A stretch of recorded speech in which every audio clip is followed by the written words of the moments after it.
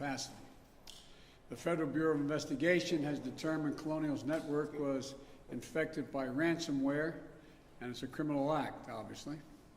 FBI released details of the attack so others can take steps to prevent being infected. My administration takes this very seriously. We have efforts underway with the FBI and DOJ, Department of Justice, to disrupt and prosecute ransomware criminals. And my administration will be pursuing a global effort of ransomware attacks by transnational criminals who often use global money laundering networks to carry them out. My administration is also committed to safeguarding our critical infrastructure, much of which is privately owned and managed like Colonial. Private entities are making their own determination on cybersecurity, so to jumpstart greater private sector investment in cybersecurity, we launched a new public-private initiative in April. It begins with a 100-day sprint to improve cybersecurity in the electric sector. And we'll follow that with similar initiatives in natural gas pipelines, water, and other sectors.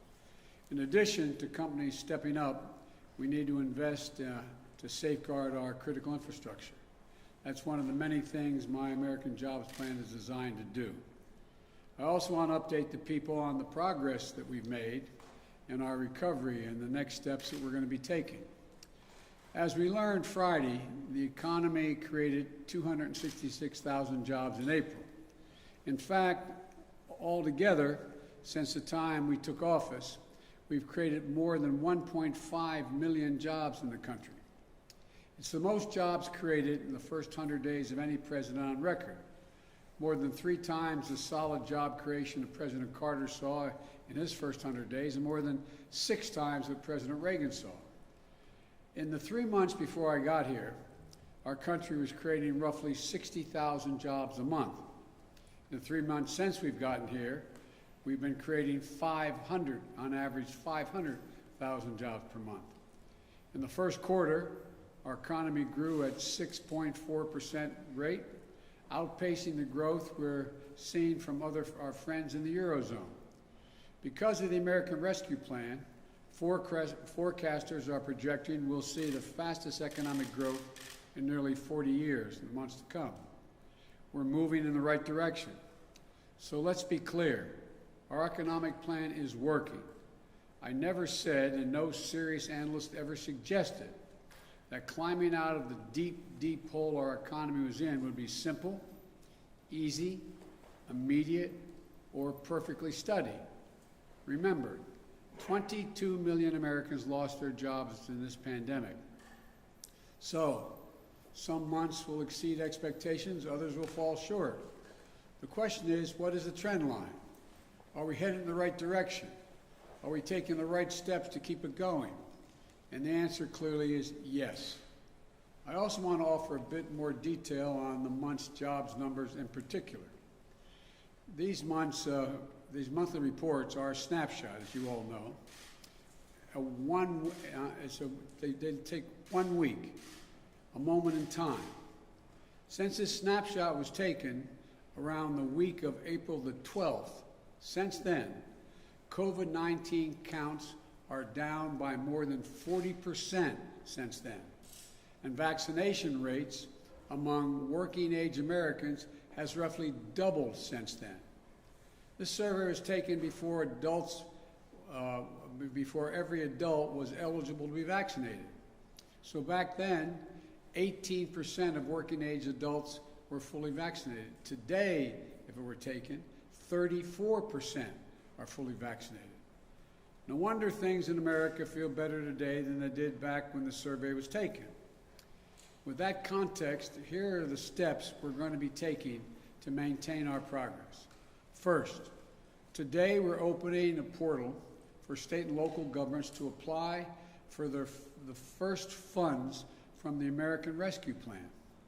Because states and local governments have to balance their budgets, a lot of them had to lay off employees when the economy, state employees and local employees, when the economy slowed and tax revenues fell.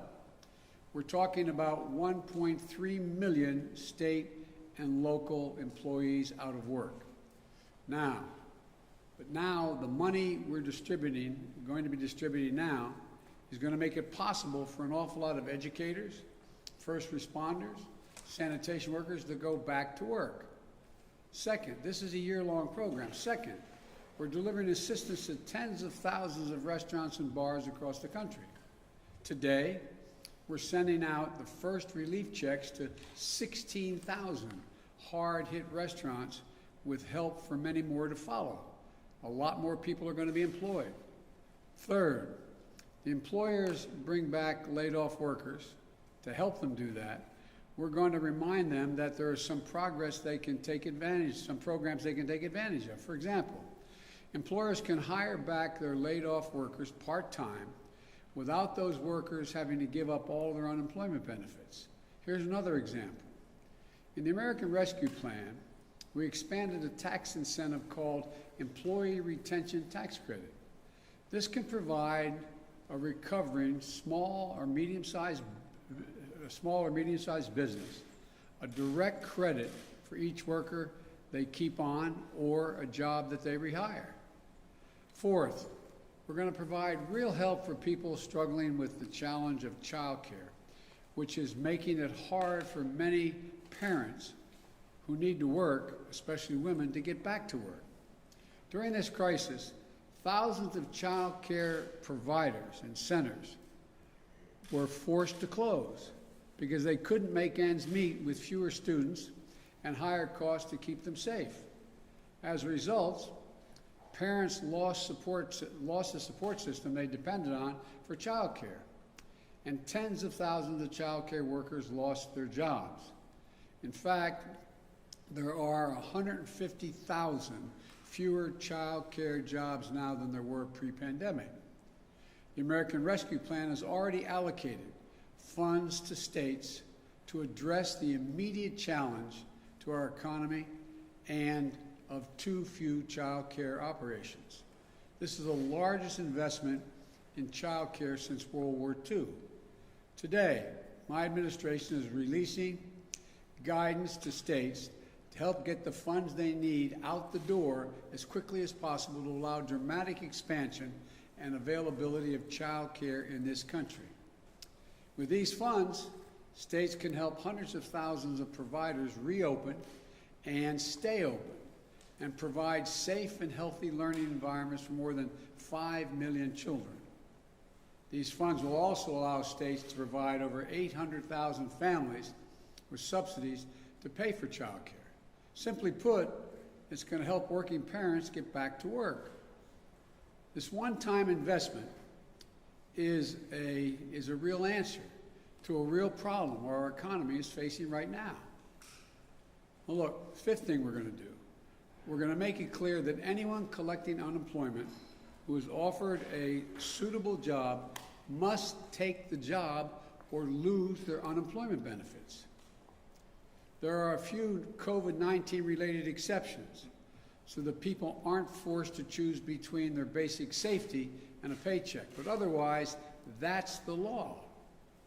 I know there's been a lot of discussion since Friday's report, that people are being paid to stay home rather than go to work. Well, we don't see much evidence of that. That is a major factor.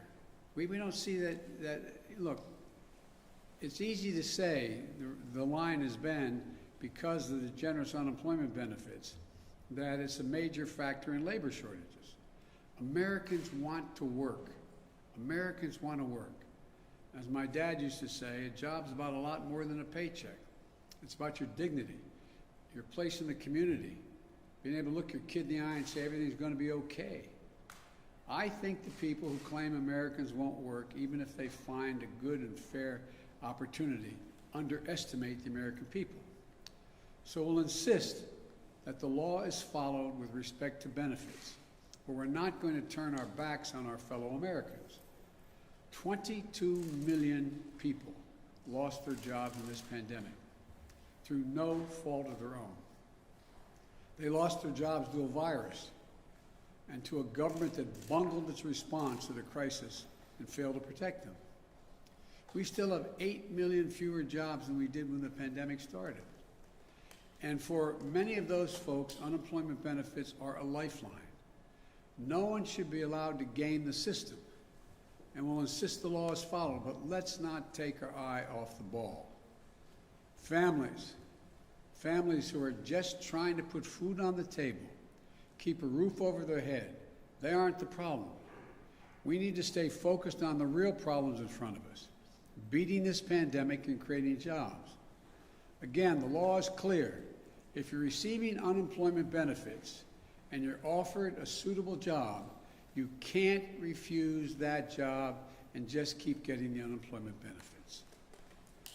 We're also working to overcome all the barriers that may be making it harder for people to get back to work.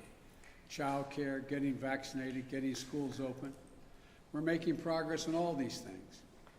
And we need others to step up and play a role as well. For example, we need employers to step up in a couple of ways. First, we need them to get help to their people and get them vaccinated. 2 weeks ago, I announced that we will provide a tax credit to employers if they give workers paid time off to get a shot and recover from the effects of the side effects, if there are any. Our economy can't achieve its full potential until we get more people vaccinated. Employers can help that. We also need to recognize that people will come back to work if they're paid a decent wage.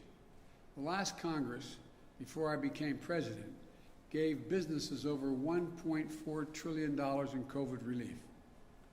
Congress may have approved that money, but let's be clear, the money came from the American people, and it went from the American people to American businesses, many of them big businesses, to help them get through this pandemic and keep their doors open. I'm not questioning it. It was the right thing to do. But my expectation is that as our economy comes back, these companies will provide fair wages and safe work environments.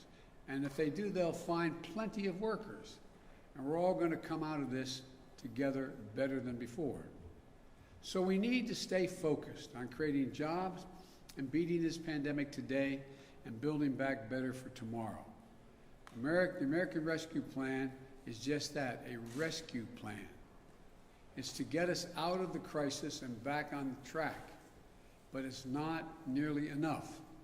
That's why we need the American Jobs Plan, which is an 8-year investment, an 8-year investment strategy to make sure working people of this country get to share in the benefits of a rising economy and to put us in a position to win the competition with China and the rest of the world for the 21st century. That's the next stage. That's what we're doing right now. We're working to get that passed. I want to thank you all, and may God protect our troops. Thank you. Mr. President, if you can't protect critical infrastructure from a criminal actor, how can you possibly protect it from a state actor? We can do both. We will. Do you think Russia is involved at all implicitly with that attack?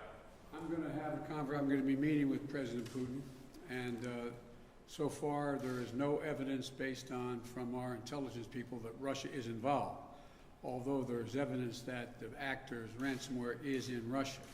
They have some responsibility to deal with this. Thank you. Decided who will get the AstraZeneca doses, Mr. President?